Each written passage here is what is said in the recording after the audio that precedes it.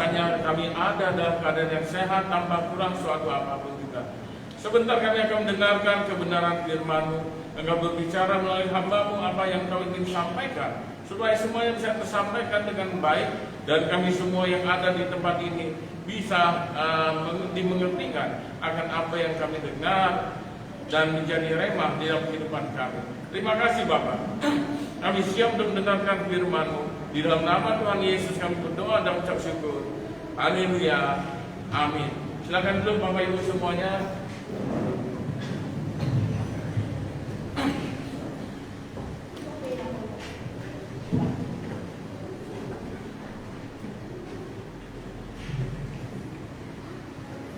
Shalom. Shalom. Apa kabarnya? Luar biasa. Berkat Tuhan luar biasa. Amin. Kurang yesnya ya. Shalom. Apa kabarnya? Luar biasa. Berkat Tuhan luar biasa. Yes, yes, yes.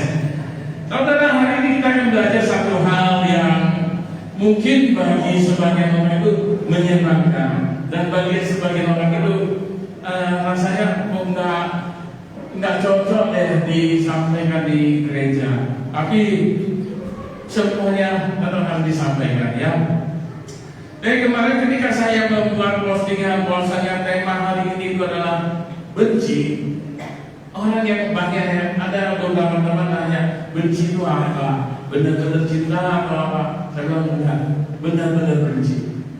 Kemudian daripada sedikit benci itu, kalau benci saja itu jadi kurang apa, kemudian saya edit lagi, saya tambahkan yaitu mari membenci. Jadi saudara, hari ini kalau saudara pulang dari gereja kemudian ditanya sama orang-orang apa sih yang disampaikan di gereja, apa sih yang diajarkan di gereja, jawabannya mari membenci. Ya, jadi kita belajar hari ini untuk membenci. Saudara, benci itu ada di dalam setiap manusia, sama seperti kasih. Jadi benci dan kasih itu sudah ada di dalam diri setiap orang manusia.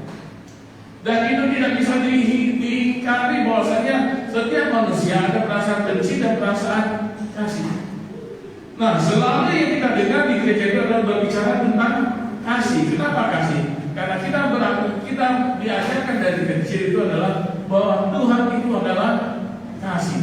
Oleh sebab itu, sebagai anak-anak Tuhan, kita harus saling mengasihi, bukan untuk saling membenci.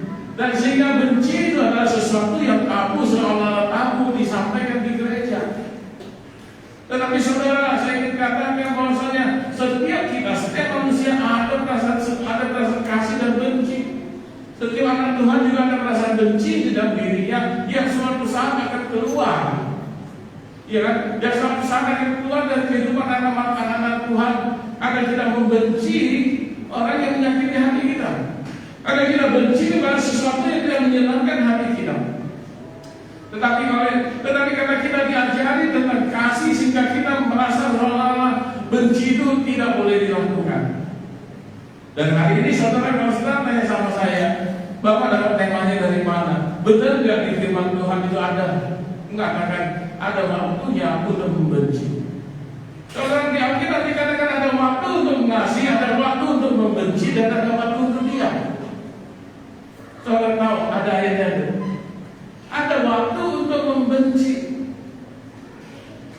Dan saudara, sebagai anak-anak Tuhan, memang kita dikatakan oleh Tuhan sesuai Tuhan ada waktunya kita untuk membenci. Coba saudara buka di Pengkhotbah 3 ayat 8. Pengkhotbah 3 ayat yang ke-8.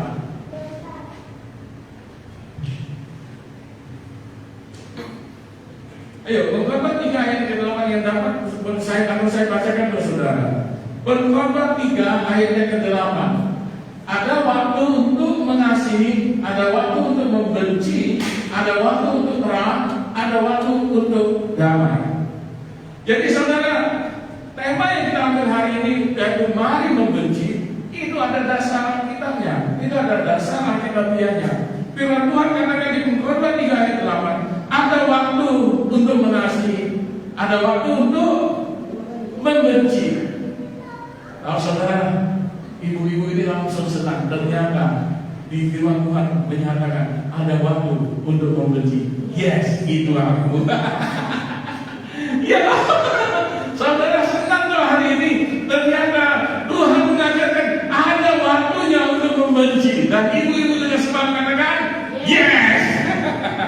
Ayo dong, ibu-ibu, bapak-bapak, firman Tuhan katakan ada waktu untuk membenci. Tanggapan ibu apa? Bapak-bapak? Yes. Senang dong. Habis saudara, yang dimaksud dengan benci di situ benci yang bagaimana? Ya dong.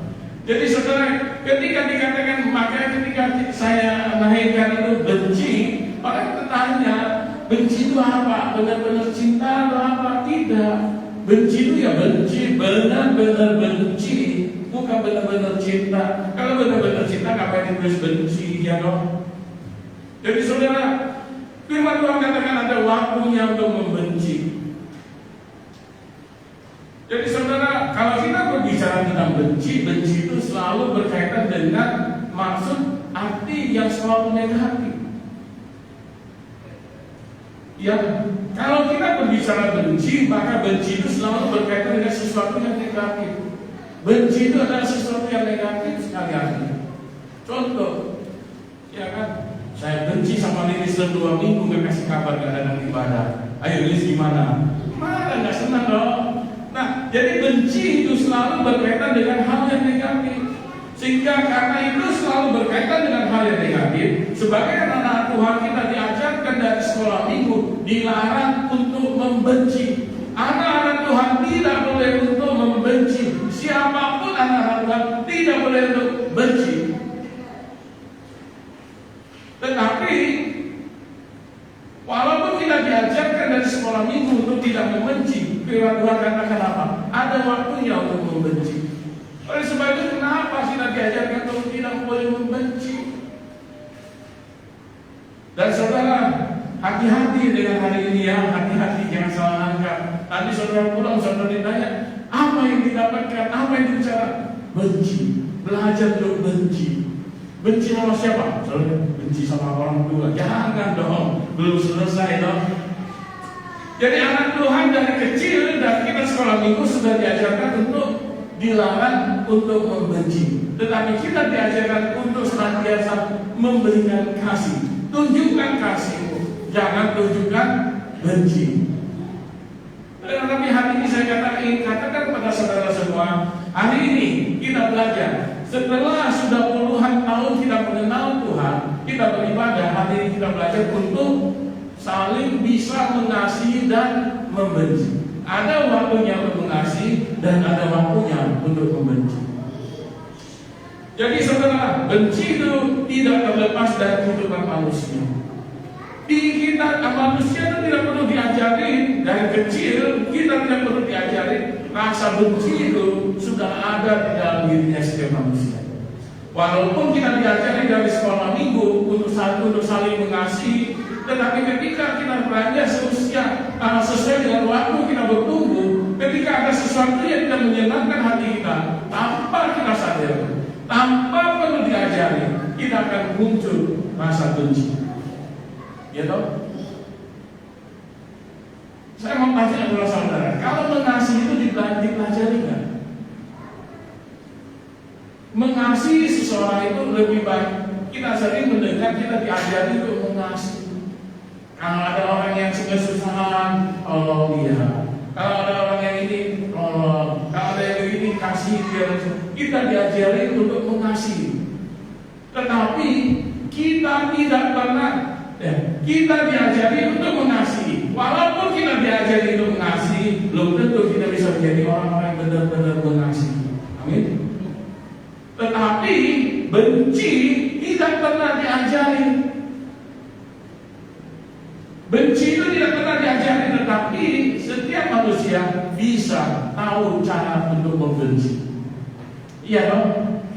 Benci pacarnya, benci temannya, benci suaminya, benci istrinya. Enggak perlu diajari benci itu untuk sendiri.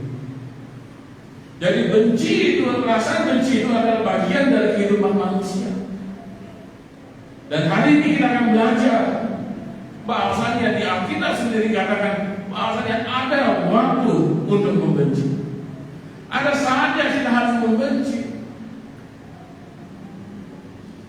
Tetapi sebagai anak Tuhan, apa yang harus kita benci itu yang harus kita tahu. Tuhan Yesus sendiri juga membenci. Percaya nggak kalau Tuhan itu membenci? Ada selama ini saudara belajar bahwa Yesus Tuhan yang kita sembah itu adalah Tuhan yang penuh kasih. Tidak pernah ada dikatakan Yesus itu adalah Tuhan yang penuh dengan benci. Tetapi yang kita dengar itu adalah Tuhan itu adalah sebaik, Tuhan itu adalah kasih. Tetapi saudara, kalau saudara baca di Alkitab, Tuhan Yesus juga membenci. Percaya nggak? Bahwasanya Tuhan Yesus itu juga membenci, saudara.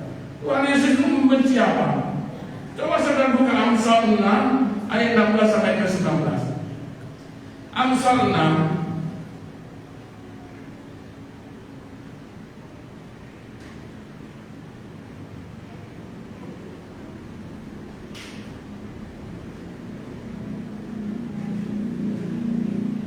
sudah dapat waktu? Amsal 6 ayat 16 sampai yang ke 19. 16.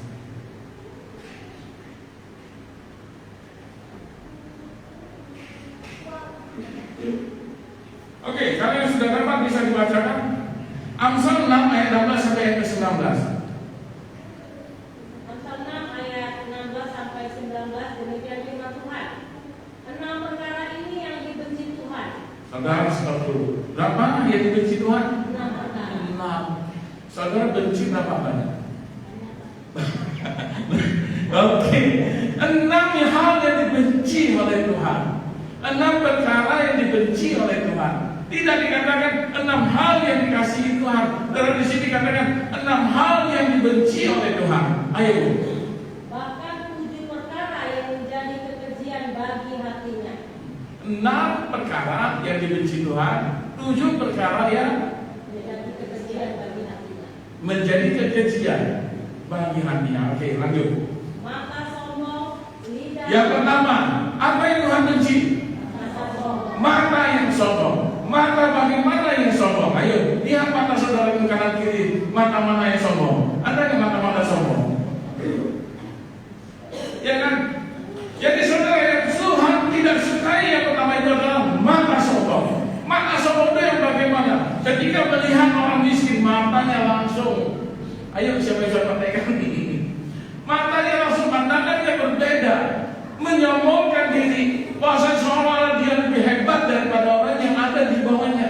Yang Tuhan yang suka itu adalah yang pertama, mata yang sombong. Yang kedua, Lidah dusta. lidah dusta.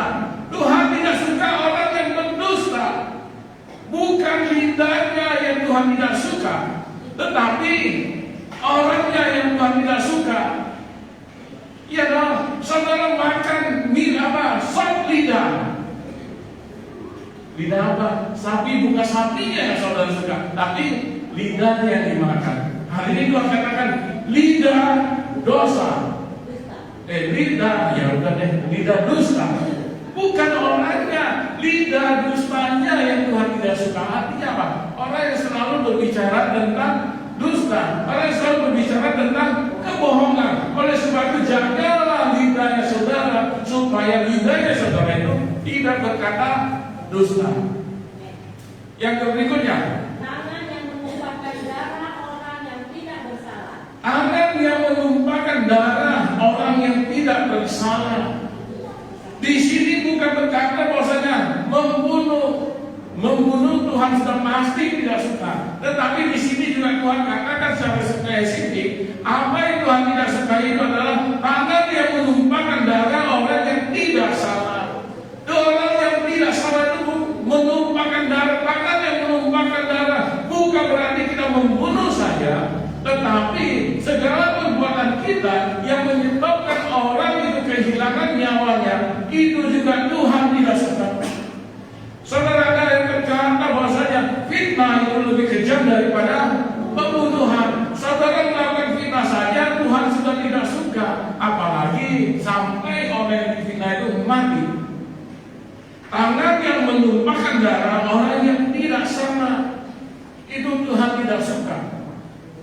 Ya dong. Jadi kalau profesi saudara hari ini adalah tukang potong ayam, bukan berarti Tuhan tidak suka sama saudara. Kenapa? Karena yang saudara potong itu adalah ayam, bukan manusia. Ya dong. Dan saudara katakan, yes, hari ini sebanyak-banyaknya ayam tetangga saya potong. Saudara, Tuhan tidak suka. Kemudian saudara katakan apa? Kan itu ayam tetangga. Iya, gara-gara saudara potong ayam tetangga, tetangga saudara mati. Dosa.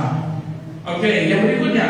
Hati yang membuat rencana-rencana yang jahat. Nah, yang Tuhan tidak suka itu adalah, yang berikutnya itu adalah hati yang membuat rencana-rencana jahat. You know? Si siapa? Muncul lagi si Sambo. Iya dong. Tuhan tidak suka orang yang punya hati yang selalu merencanakan hal-hal yang jahat.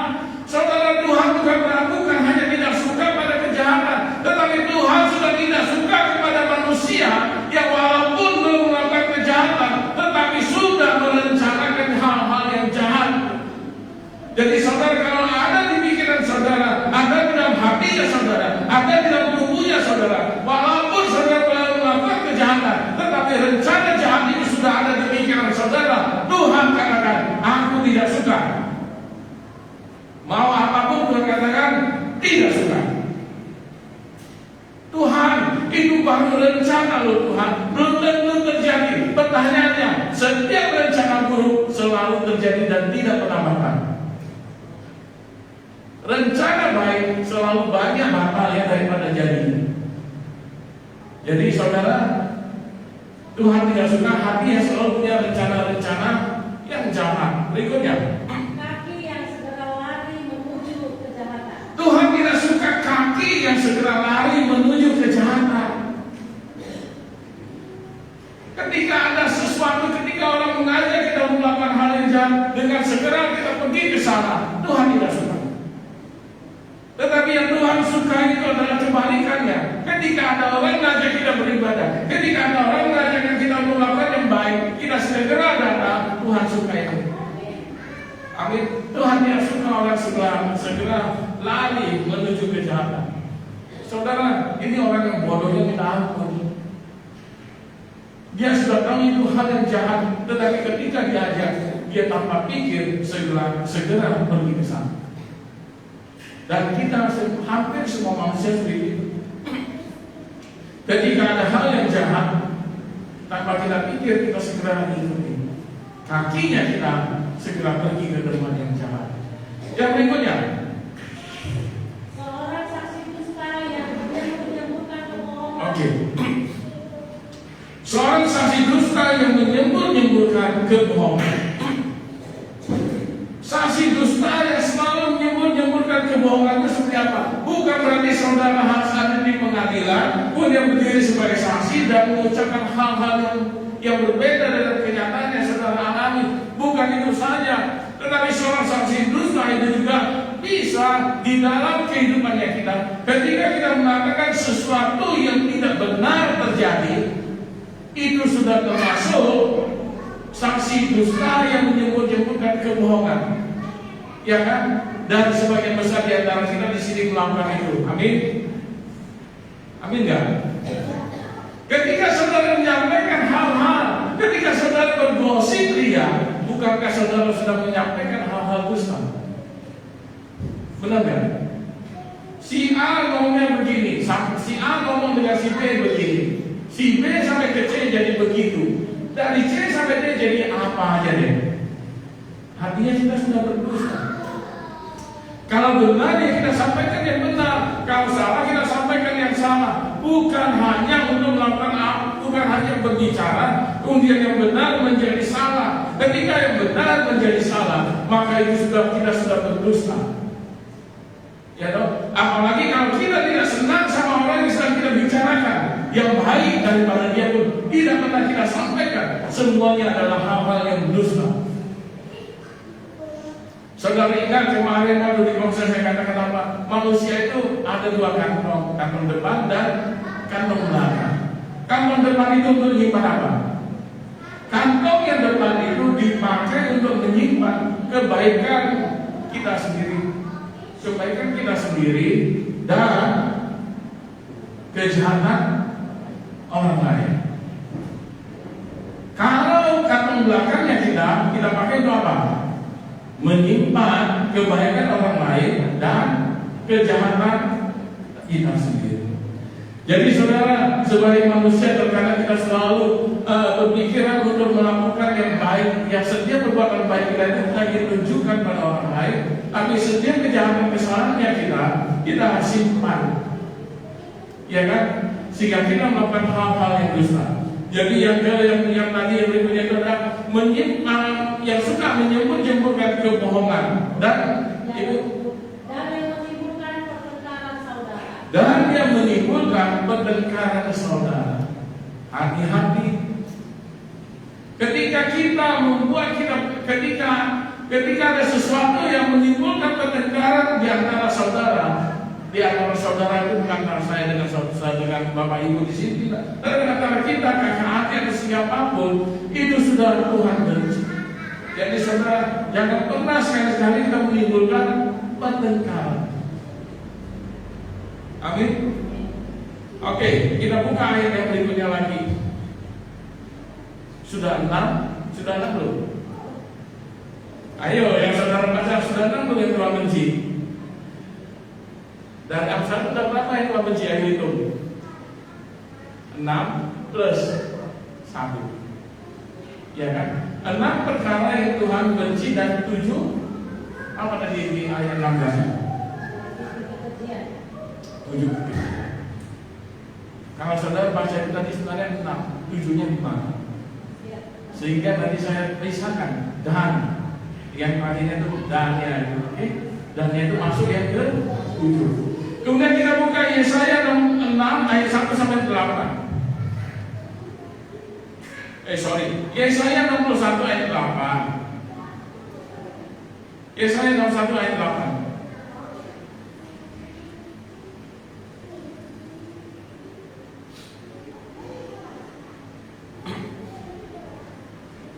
Yesaya 61 ayat 8. Sebab aku Tuhan mencintai hukum dan membenci perampasan dan kecurangan.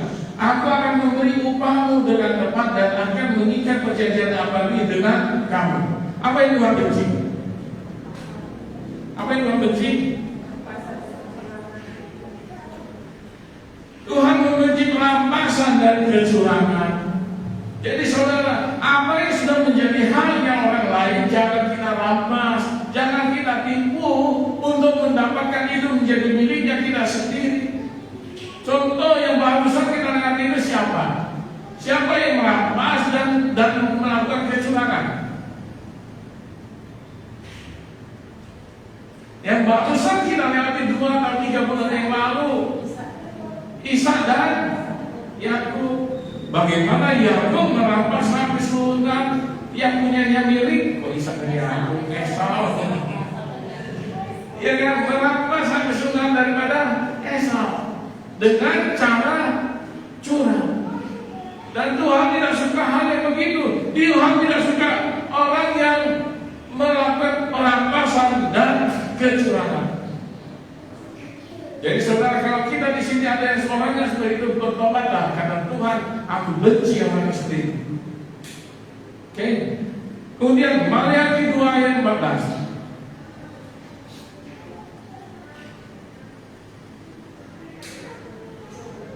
Maliaki 2 ayat Maliaki 2 ayat 16, 16.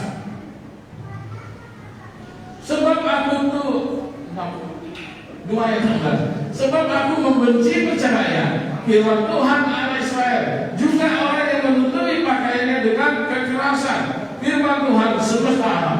Maka jagalah dirimu dan jagalah berjaga. Apa yang Tuhan benci?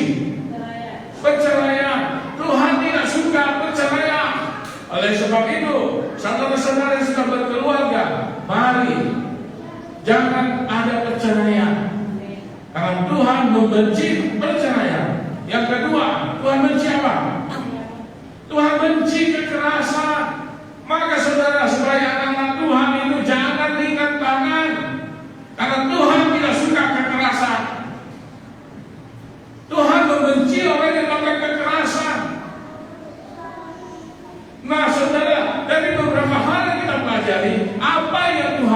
benci, sehingga saya mengambil tema, mari kita membenci. Apa yang harus kita benci? Sebagai anak-anak Tuhan, maka hal yang harusnya kita benci itu adalah hal apa yang Tuhan benci, itu juga yang seharusnya kita benci. Amin. Jadi saudara, tema hari ini bukan mengajarkan saudara untuk membenci setiap orang yang saudara tidak sukai, bukan. Tetapi sebagai anak-anak Tuhan, kita seharusnya mencontoh daripada Tuhan. Apa yang Tuhan benci, itulah yang seharusnya kita benci. Amin. Apa yang Tuhan benci, itu yang seharusnya kita benci. Kalau saya balikkan semuanya, kalau saya balikkan, Tuhan benci apa? Pertama, apa? Tuhan benci mata sombong. Kalau Tuhan benci semata sombong, maka Tuhan suka dengan orang yang rendah hati. Tuhan benci lidah yang penuh dengan dusta. Artinya apa? Tuhan suka dengan orang yang jujur. Tuhan benci tangan yang menumpahkan darah orang yang tidak berdosa. Artinya apa? Tuhan suka dengan orang yang menumpahkan darah orang yang tidak salah. Artinya Tuhan suka dengan orang yang mengasihi. Tuhan benci kaki yang segera lari menuju kejahatan. Artinya apa? Tuhan suka dengan orang yang lari kepada kebaikan. Sampai sedang tangkap artinya. Seorang contoh yang paling mudah. Ketika Bu Marta benci sama saya, bencinya sudah sampai ke tulang. Kita ketemu di Yesus Mall. Ibu di depan saya di sini. Kita jalan saling berjumpa. Apa yang Bu Marta lakukan? Menghindari saya. Ya dong. Nggak mungkin ibu bilang selamat pagi, orang ibu bencinya sudah sampai ke tulang. Dia kan bilang, ya pasti menghindari. Orang yang membenci, orang yang benci sesuatu akan menghindari, berusaha sekuat tenaga menghindari apa yang dia benci. Amin. Orang yang membenci sesuatu akan berusaha dengan sekuat tenaga untuk menghindari apa yang dia benci. Orang yang benci untuk beribadah akan sekuat tenaga untuk datang beribadah. Ya, orang yang benci kejahatan akan berusaha sekuat tenaga untuk tidak melakukan kejahatan. Orang yang benci terlambat untuk datang beribadah akan berusaha untuk selalu tepat waktu dalam ibadah. Ya, orang yang membenci segala sesuatu yang buruk akan selalu berusaha untuk menghindari hal yang buruk. Pertanyaannya, kalau saudara benci untuk makan, apakah saudara tetap mau makan? Kalau saudara benci makan, apakah saudara tetap mau makan? Tetap. Berarti belum benci.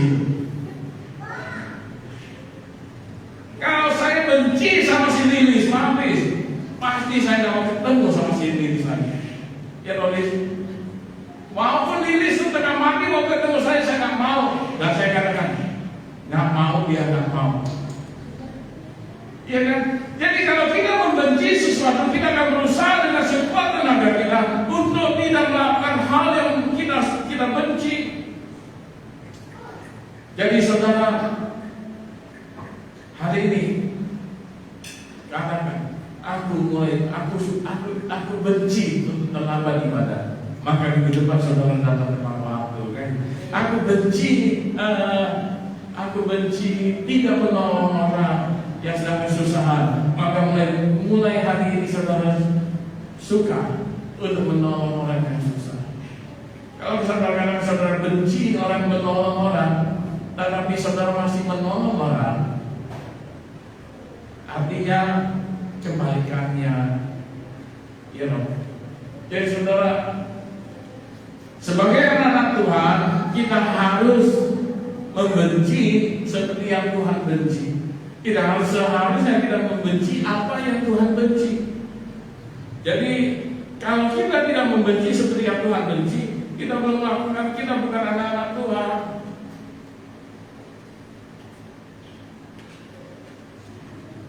Coba kita buka Amsal 15 ayat yang ke-10. Amsal 15 ayat yang ke-10.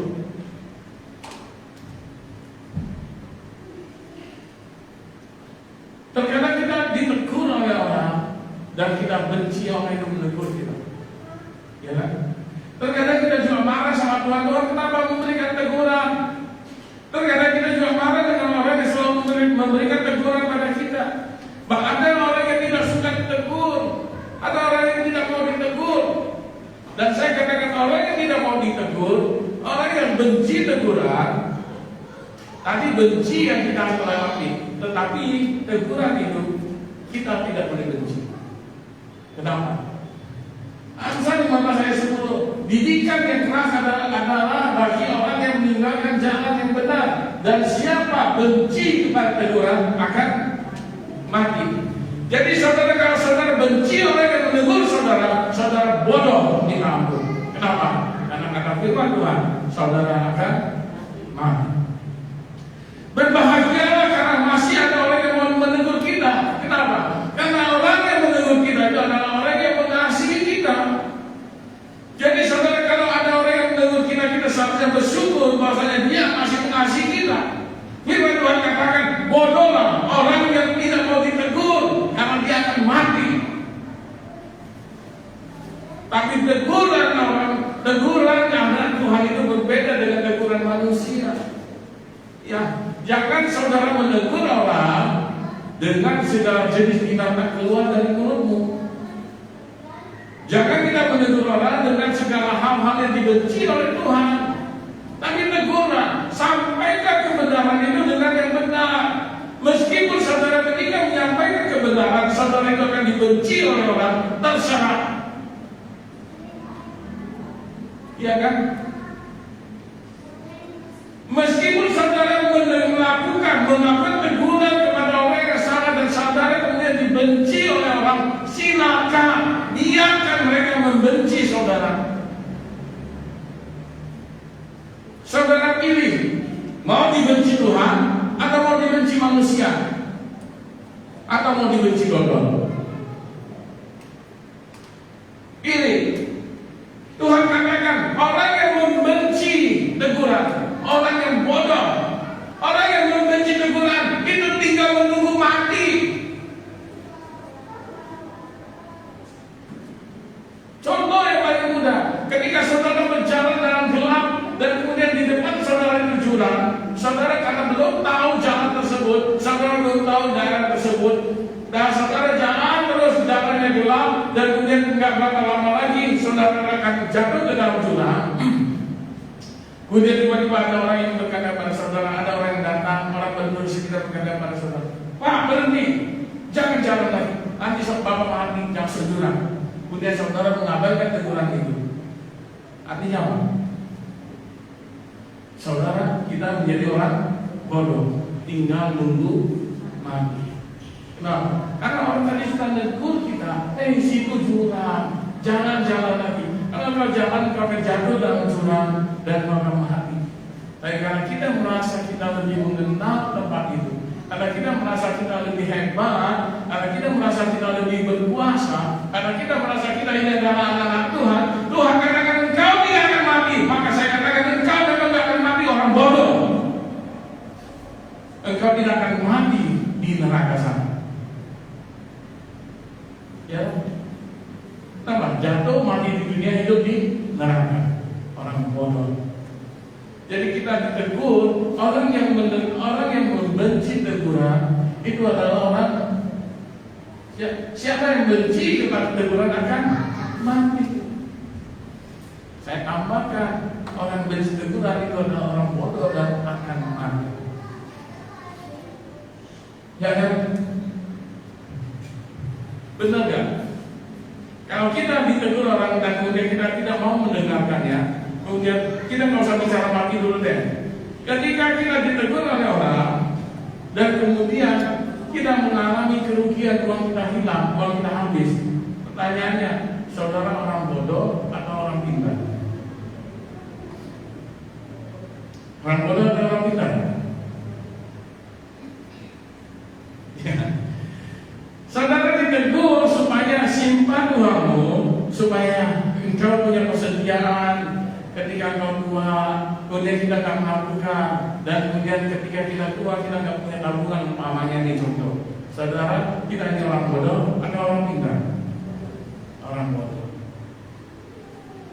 Kalau orang bodoh, artinya kita nunggu mati. Kalau begitu saya balikkan. Kemarin saya nggak salah saya pernah katakan menjadi orang Kristen itu harus orang bodoh. 5 tambah 2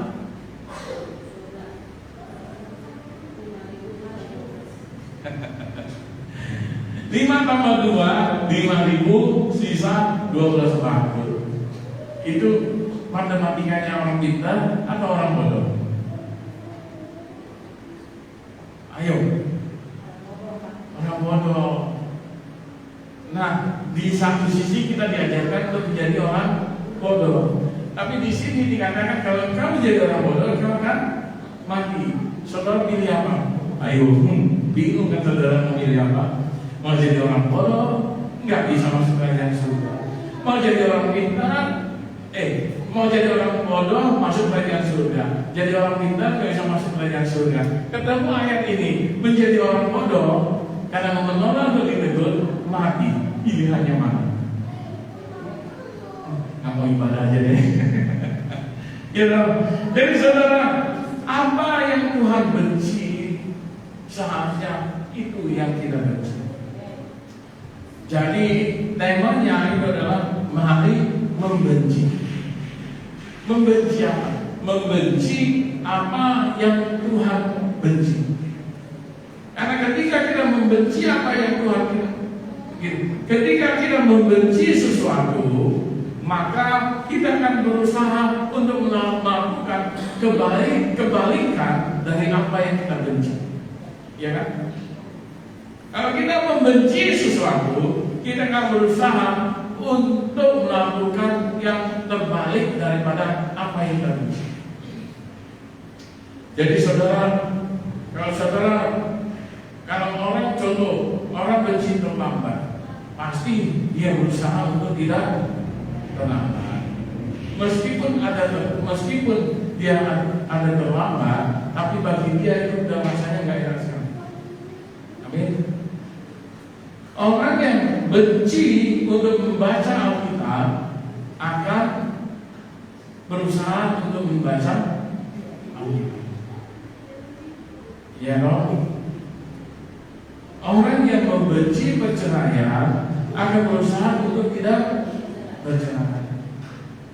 Ya dong. Bukan orang membenci perceraian akan berusaha untuk tidak pacaran. Salah dong. Apa hubungan pacaran sama perceraian? Nggak ada. Ada nggak? Apa? Nggak ada. Pacaran kalau bubar namanya putus. Kalau menikah kalau bubar namanya cerai. Jadi apa hubungannya? Nggak ada. Ya. Jadi kita akan berusaha untuk melakukan yang terbalik daripada apa yang kita benci. Temanya mari membenci. Kalau dilanjutkan, maka mari membenci.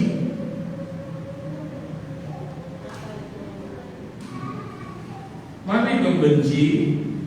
Kemudian setelah kita jelaskan tujuannya, tujuannya apa? Benci untuk mencintai. Ayo, bingung nggak?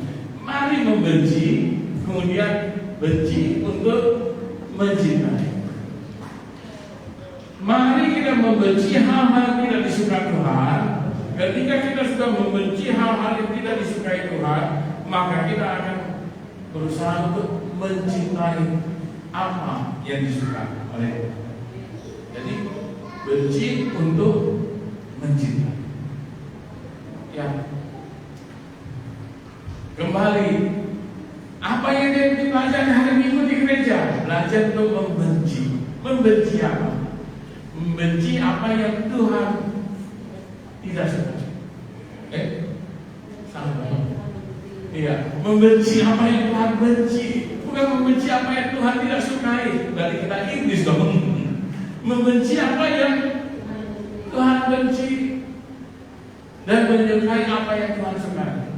Sehingga kita hari ini belajar benci untuk mencintai. Semakin kita benci kepada apa yang Tuhan benci, maka semakin kita menyukai Tuhan. Amin. Nah, hati-hati ya, jangan nanti pulang, oh iya diajar untuk benci. Benci siapa? Benci iblis, benci Ibu Marta, benci Ibu Leo, benci si Liver, benci si Pak Gini. Tidak. Tapi benci apa yang Tuhan benci. Oke? Saudara-saudara lengkap? Oke, mulai hari ini kita berkata, mari kita membenci. Benci untuk benci itu apa? Benci untuk mencintai. Dan saudara, kemarin saya nyari-nyari, ternyata ada lagunya di YouTube. Saudara cari sendiri. Benci, judul lagunya Benci untuk Mencintai. Ayo. Ternyata orang dunia juga tahu benci itu untuk mencintai. Kenapa kita anak-anak Tuhan baru tahu sekarang? Atau saudara sudah tahu lama? Atau saudara sudah tahu lama, saya baru tahu sekarang? Berarti saya bodoh. Ya kan? Jadi kita belajar untuk membenci. Benci untuk mencintai. Ya, jadi tema ini kemarin saya bawa di bulan kemarin saya di apa? Tapi saya buatnya akhirnya saya sadar diri karena saya tulis ini. Mari membenci, bawahnya saya tulis nama saya. Kemudian saya baca, mari membenci bintang. Oh jelek dong. Saya dari namanya ke tempat. Masa saya ngajarkan diri saya untuk mengajari orang-orang untuk membenci diri saya? Gak mungkin dong. Tadi saya baca, mari membenci bintang. Loh, aku yang dibenci gitu loh. Tapi sudah lewat dan ganti apa ini? Ya, jadi saudara, kita membenci apa yang Tuhan benci. Supaya kita belajar untuk mencintai apa yang Tuhan cintai. Secara naluri manusia itu akan begitu. Ketika dia benci sesuatu, dia akan menyukai kebalikannya. Amin. Jadi saudara, hati-hati. Ini yang anak-anak muda, jangan sekali-kali membenci lawan jenismu dengan sangat-sangat benci. Kenapa? Karena semakin engkau membenci dia, maka semakin engkau mencintai dia. Ayo. Jadi Bapak Ibu yang sudah menikah, supaya pasanganmu tetap mencintaimu, buatlah dia sebencinya pada diri saudara. Amin. Jadi semakin suami atau istri benci sama saudara, maka semakin dia mencintai. Benar nggak? Buktikan sendiri. Oh, nanti cara, kan kata Tuhan benci perceraian. Ayo, jadi bencilah pasanganmu dengan sebenci-bencinya. Tapi lanjutkan. Kemudian setelah saudara benci dia setengah mati, saudara buka YouTube cari lagunya, putar judul lagunya Benci untuk Mencintai. Amin. Habis itu saudara punya dunia yang kedua. Amin. Punya kehidupan yang kedua, punya hidup yang baru. Mau dicoba? Jangan nanti saudara bilang saya ngajarnya sosok salah lagi. Ya, tapi saudara, Tuhan katakan hari ini mari kita membenci. Benci apa yang Tuhan benci, supaya kita mencintai apa yang Tuhan cintai. Amin. Ya, jadi saudara,